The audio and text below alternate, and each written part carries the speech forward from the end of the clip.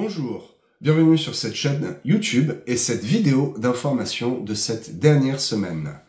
Les news, je suis le pasteur Jean-Charles Bandini et je vais m'appliquer à vous apporter quelques informations que peut-être vous avez déjà connaissance, avec des détails dont je pense vous n'avez pas connaissance, ou quelques autres informations qui ne vous sont pas parvenues parce que nos journalistes, eh bien, vous le savez, ne sont pas impartials et décident de ce qui est bon ou pas de nous présenter. 4 sujets, comme chaque semaine. Investiture de Monsieur Trump. Beaucoup de vidéos ont été faites là-dessus. Je ne vais pas vous parler pendant des heures. Je vais simplement résumer les 6 points les plus importants de ces 6 premières décisions donc qu'il a pris étant entré au gouvernement. La première journée, il a commencé à prendre des décisions, à signer des décrets. Beaucoup. Les 6 décrets les plus importants, je les ai mis de côté. Je vais vous les relater. Les événements, ou plutôt je dirais les émeutes à Mâcon, en début de semaine, ou plutôt, oui, tout début de semaine, puisque le début de semaine c'est le dimanche, et il s'agit de dimanche dernier, voilà, de gros incidents à Mâcon. Encore une fois, je vais développer d'une manière que les journalistes à la télé ne le font pas. Jugement de la mère d'Amandine. Qui est Amandine? Cette jeune fille morte de crise cardiaque suite à une malnutrition, un maltraitement dans le fond d'un placard en 2020. Peut-être vous avez suivi l'affaire, peut-être vous l'avez entendu, je vais développer cela également. Et puis le 4e sujet, la proposition du Sénat pour mettre fin aux privilèges des anciens présidents et des anciens premiers ministres. Le premier sujet. Investiture de Monsieur Donald Trump, 47e président des États-Unis. Nos chers journalistes français, bien entendu en majorité de gauche, d'extrême gauche, ne comprennent pas qu'un peuple vote et que le vote qui a largement été gagné, largement majoritaire, et bien que ce vote soit respecté, qu'il n'y ait pas de grandes émeutes, qu'il n'y ait pas de gens qui crient, qui se plaignent du non-respect de ce vote. Et s'étonne qu'un président puisse être aimé, élu en majorité, un président qui aime et qui défende son pays, ce qui ne nous est pas arrivé depuis plusieurs, je le dirais, j'ose le dire, générations de présidents, du moins. Donc, je dis cela parce que les journalistes vont casser du sucre sur le dos de Monsieur Trump, essayent absolument de trouver des motifs, de dire que le parti opposé, celui qui a perdu, eh bien, est muselé, ils ne peuvent pas s'exprimer, et c'est un drame pour le pays. Non, c'est une réussite pour le pays, parce que la voix du peuple a été entendue, ce qui n'a pas été le cas lors des dernières élections. Ça fait partie d'ailleurs d'une des 6 mesures de Monsieur Trump. Je viens tout de suite à ces mesures. La première, c'est le détachement des États-Unis de l'OMS, l'organisme mondial de la santé, celui-là même qui a voulu instaurer le vaccin, l'obligation vaccinale, celui-là même qui nous a fait porter des masques alors qu'il n'y avait aucune preuve scientifique que le virus se transmettait par voie orale, etc., etc. Monsieur Trump a osé déclarer, attention, l'organisme mondial de la santé, c'est quelque chose, c'est un organisme très puissant, forcément rempli de francs-maçons et d'illuminati. Et Monsieur Trump a déclaré qu'il se séparait de l'OMS parce que, je cite, ils ont escroqué les États-Unis en vendant, en l'occurrence, nous le savons, des vaccins très chers et des vaccins qui étaient déjà préparés d'avance et qui attendaient simplement que cette maladie sorte. Je ne m'exprimerai pas plus là-dessus. Vous êtes d'accord, je le pense avec moi. La deuxième grande mesure, sortie de l'accord sur le climat, les fameux climato-sceptiques. Ils se contentent simplement de le justifier en disant « Les États-Unis ne saboteront pas leurs propres industries pendant que la Chine pollue en toute impunité. » Pour ma part, je trouve que c'est très malin, très intelligent, parce que notre président et notre gouvernement européen fait tout l'inverse. Il tire à balles réelles et à bout portant sur nos grandes entreprises qui, tous les jours, se cassent la figure de plus en plus. Et il est à noter, parenthèse, que depuis 15, peut-être même 20 ans, plus aucun grand groupe n'a été formé, n'a été constitué en France. Plus aucune grosse entreprise n'est née. que des PME qui coulent les unes après les autres sous les mesures hyper restrictives européennes au niveau de l'économie et particulièrement pour les agriculteurs, en l'occurrence au niveau de l'écologie. Donc M. Trump refuse d'obéir à ce diktat international de l'écologie forcée et de l'écologie économique finalement, mais qui n'a rien d'écologique pour notre planète.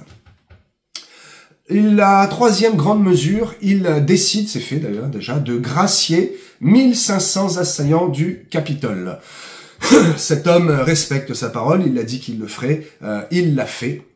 Et pour ma part, je pense que ces assaillants, avaient raison de se rebeller parce que il est clair que l'élection de Monsieur Biden a été truquée, manipulée, appelez ça comme vous voulez, et que cela lui a permis de pervertir pendant quelques années le pays et de diffuser cette idéologie woke, non pas seulement aux États-Unis, mais dans le monde entier.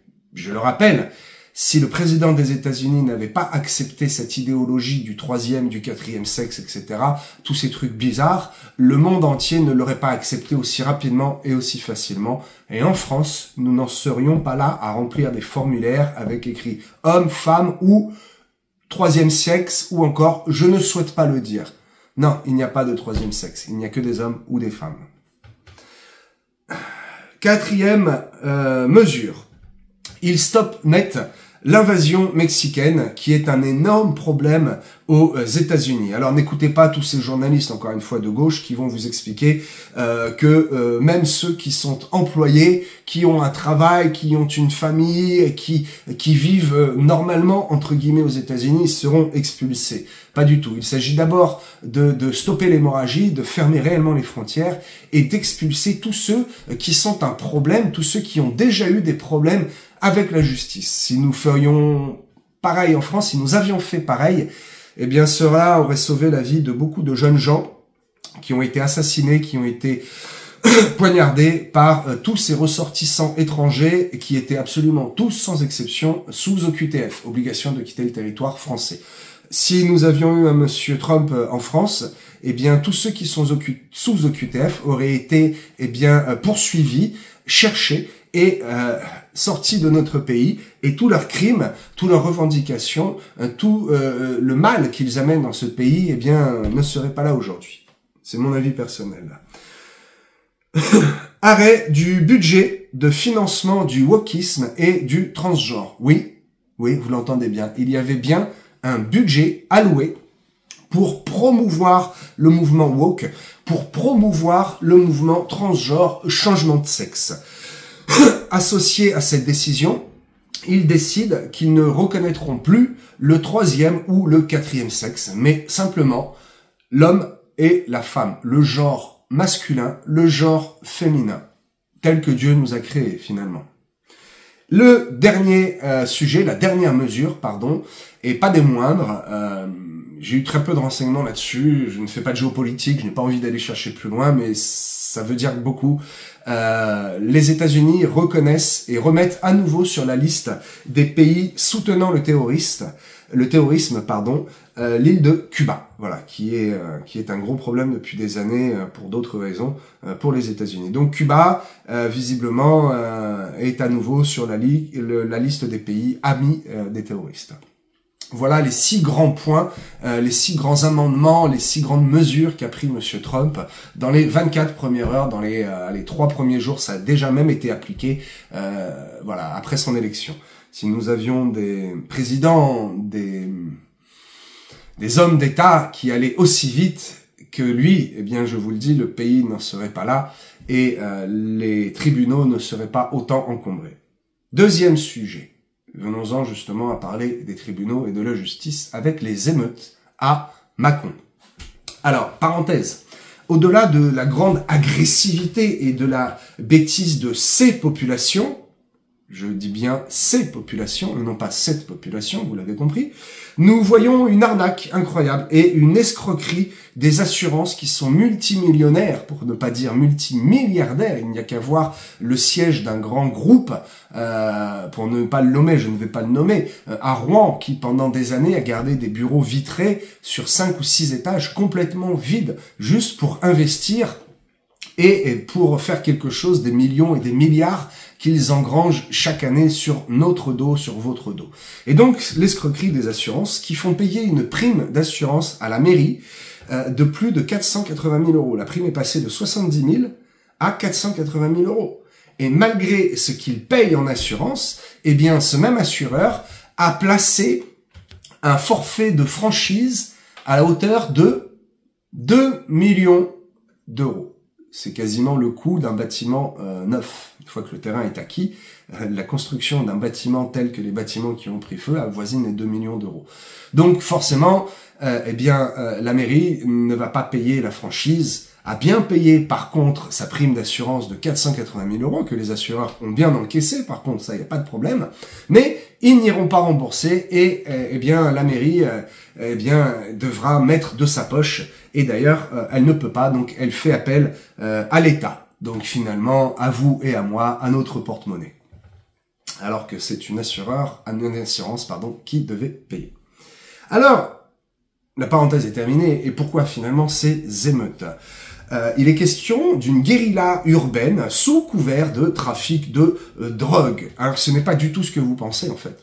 Ce n'est pas deux bandes rivales qui s'affrontent, non. C'est un seul et même trafiquant, une seule et même bande qui défie et qui rentre en guerre contre l'État, cette petite ville de Mâcon.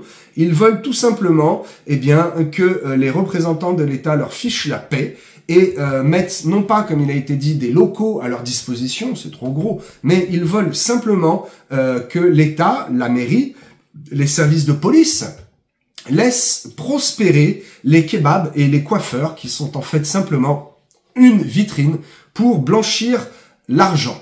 Avez-vous déjà fait le calcul? Je l'ai fait il y a quelques temps et j'ai démontré que c'est impossible qu'un kebab, un petit kebab, puisse être rentable au bout d'une rue dans un petit quartier. Parce qu'il y a la location au minimum 1000 euros, n'est-ce pas, du local. Il y a au minimum 2 employés, en sachant que les pauvres feraient des horaires incroyables. Il y a les assurances, il y a le coût de la masse salariale, en plus des salaires. Il y a le coût de la marchandise, de la matière première. Et le kebab fait un bénéfice qui n'est pas exceptionnel, comme le ferait une pizza, par exemple. Et donc, il faut arriver à au moins, je vais calculer rapidement, 200-250 kebabs pour être certain d'être rentable.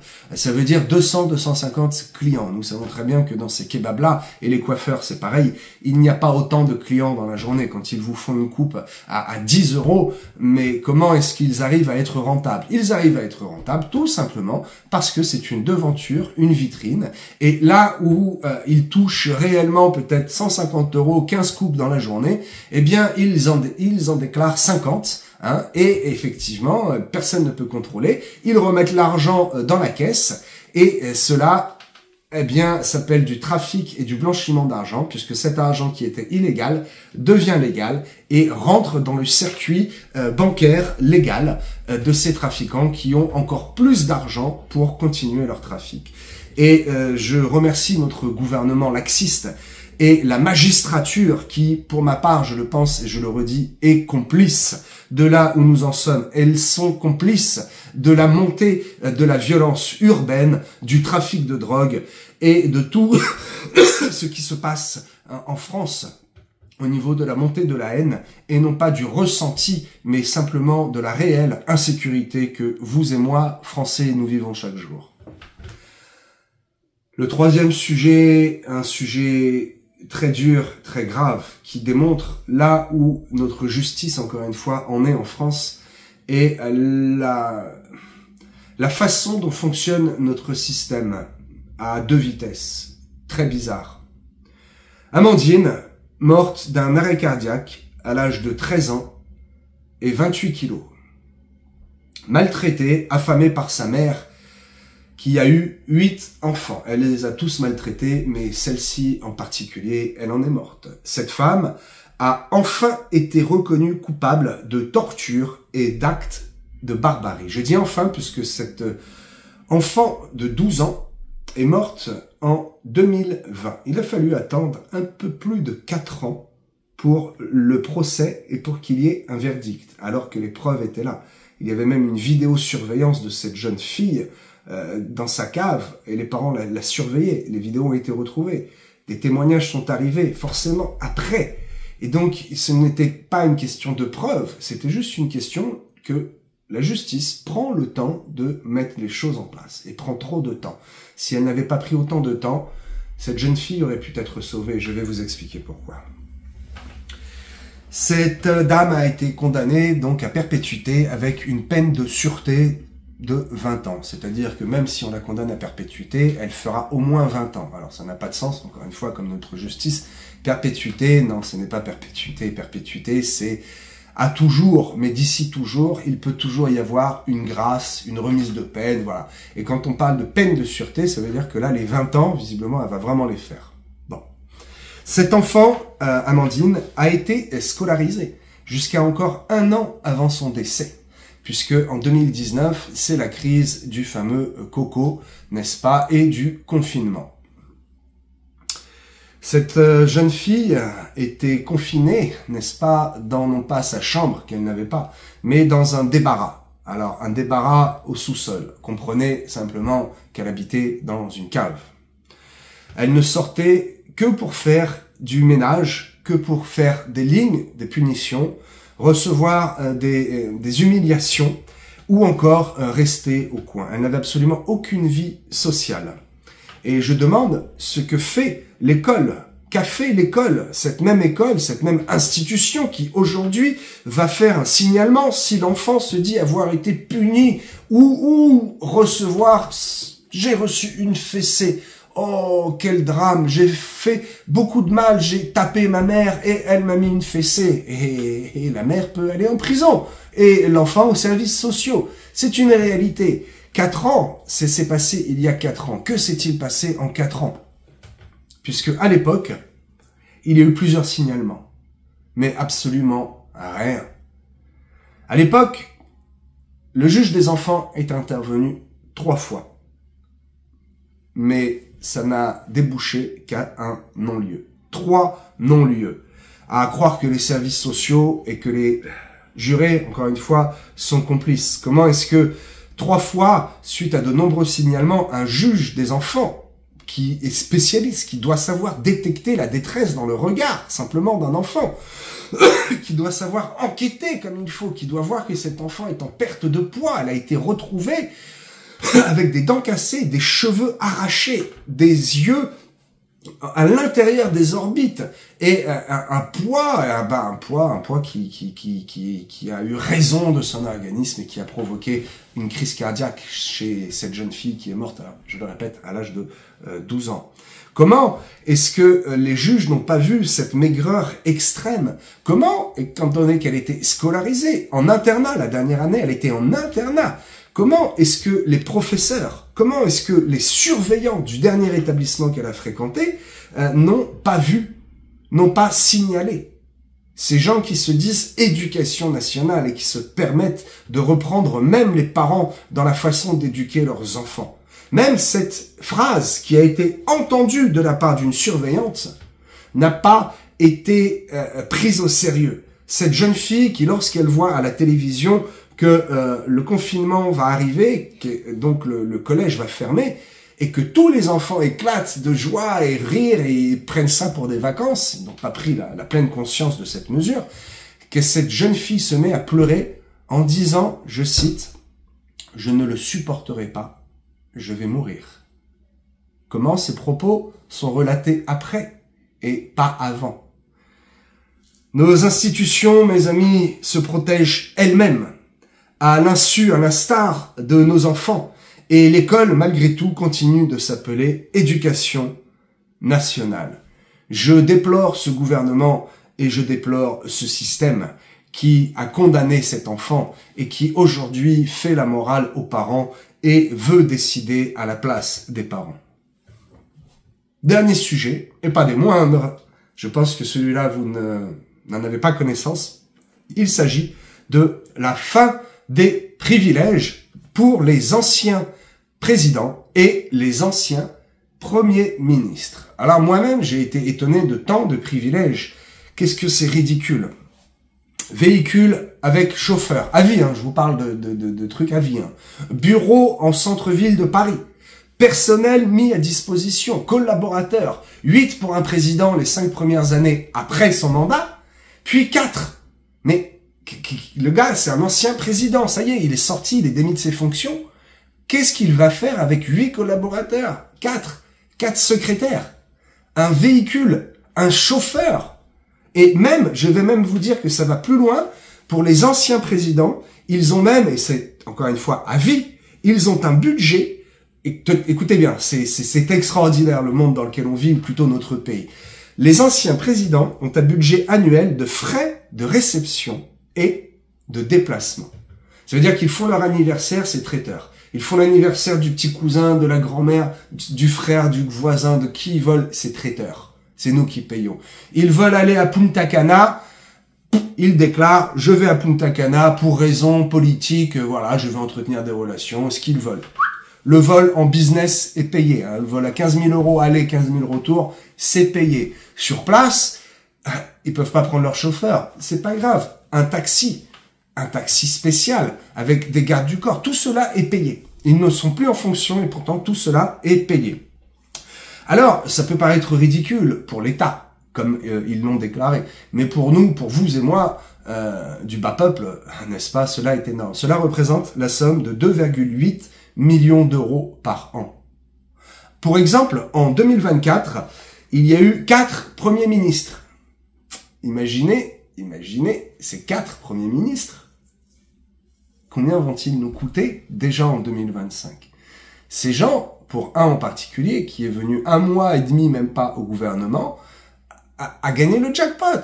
À vie, ce gars a un chauffeur, un véhicule, et à vie, il aura le droit d'avoir des collaborateurs, des secrétaires mis à disposition pour ses business, pour ses affaires personnelles, pour faire sa compta, pour faire plaisir finalement à son gendre ou à sa belle-fille qui n'arrive pas à trouver de travail. Il lui dit, bah, tu seras ma secrétaire, voilà, tiens, prends le contrat, c'est 3 500 € par mois, et puis on n'en parle pas, et puis t'as le poste, tu fais partie des 4 collaborateurs, et puis tout va bien. On dit rien à personne, et t'as le boulot à vie.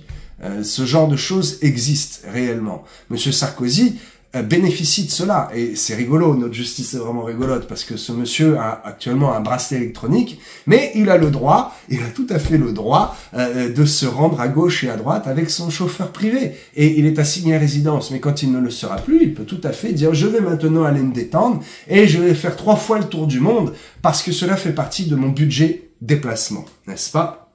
D'ailleurs, pour la petite histoire, le budget de 2023 pour les 2 derniers présidents, à savoir Sarkozy et Hollande, a coûté, tenez-vous bien, 1,3 million d'euros. Comment 1,3 million d'euros ont-ils été dépensés par 2 hommes en 1 an dans des frais de fonctionnement, des frais de traiteur et des frais, eh bien, de collaborateurs? Ça va vite, oui, ça va vite. Mais 1,3 million, ça fait 650 000 € par personne dépensés dans du rien. C'est incroyable. C'est vous et c'est moi, mes amis, qui payons cela. Pourquoi? Quelle honte! Cela démontre bien que la classe dirigeante n'a absolument aucun égard, aucune compassion pour le bas peuple, n'est-ce pas? Alors, bien évidemment, cette proposition du Sénat, cette mesure a déjà été rejetée par le gouvernement et il y a de grandes chances qu'elle ne fasse même pas partie de la nouvelle loi budget. Mes amis, nous sommes dirigés par ceux-là même qui dépouillent et qui spoilent le pays dont ils ont les clés. Et visiblement, nous avons voté pour ces gens-là. Je vous le dis, ne nous laissons pas avoir en 2027 et faisons attention à nos choix politiques qui aujourd'hui ont beaucoup plus d'importance que par les années passées. Soyez attentifs aux actualités, gardez toujours le bon œil ouvert, l'oreille attentive, pleine de discernement et de réflexion. C'était le pasteur Jean-Charles Vindini. Je vous donne rendez-vous la semaine prochaine pour d'autres news.